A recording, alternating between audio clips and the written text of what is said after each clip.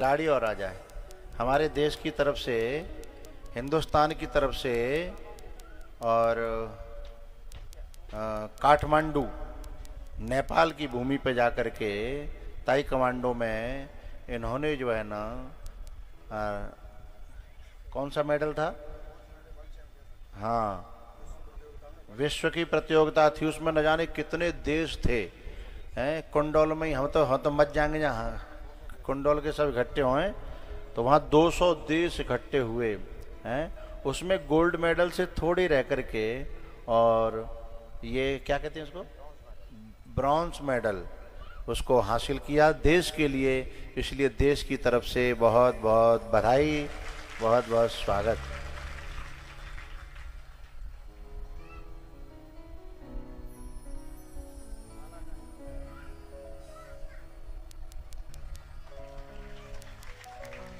इनको भी 500 रुपये दीजिए।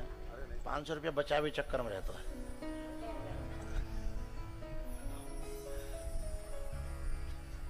तो बस हो गए, ठीक है, बस बस। वो आए थे, चले गए बीच में से, इन्हीं के साथ आए थे।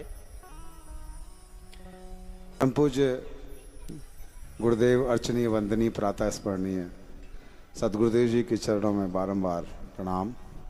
मेरे सम्मुख विराजमान मेरे भारत की जनता, आप सभी के चरणों में मेरा कोटि कोटि नमन, क्या बात वंदन, है, एक में सब समेट दिए, अभिनंदन। अच्छी है, अच्छा तरीका है। मैं बहुत कुछ नहीं कहूँगा यहाँ पे, क्योंकि समय बहुत कम है और स्वामी जी को कथा पूरी करनी है। स्वामी जी ने जैसा बताया कि अभी मैं वर्ल्ड चैंपियनशिप में अभी ब्रॉन्ज मेडल नेपाल की धरती पे लाया, भारत की तरफ से खेल के तिरंगा लहराने का मुझे मौका मिला। और अभी गुरुजी ने हनुमान जी की कथा सुनाई, इनके तिरंगे के वीडियो थे।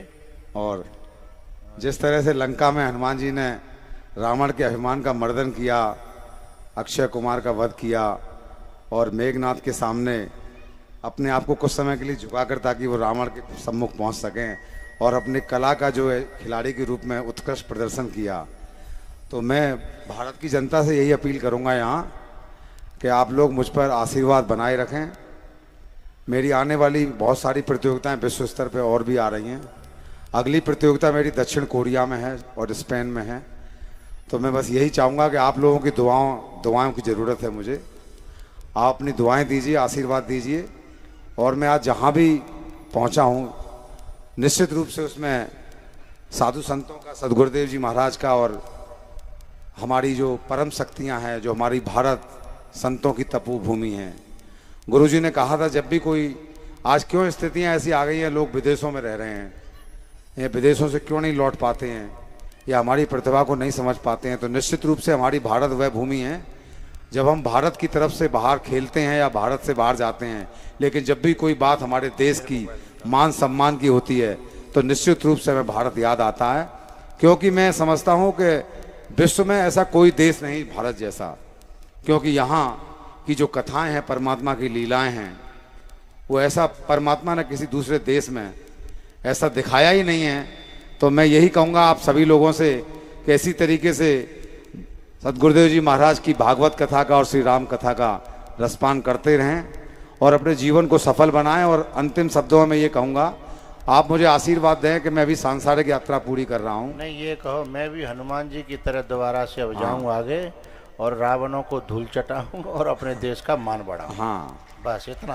अभिमान रहित होकर मैं भी जो है, अब मैं कोई गलत अल्फाज तो नहीं प्रयोग कर पाऊंगा, पर ये कहूँगा कि मुझे भी आप आशीर्वाद दें कि मैं विश्व के जितने भी देश हैं उनके बीच में अपने भारत देश की तरफ से उत्कृष्ट प्रदर्शन करके, और जितना संभव हो सके मैं देश का नाम रोशन अंतर्राष्ट्रीय स्तर पर करूं।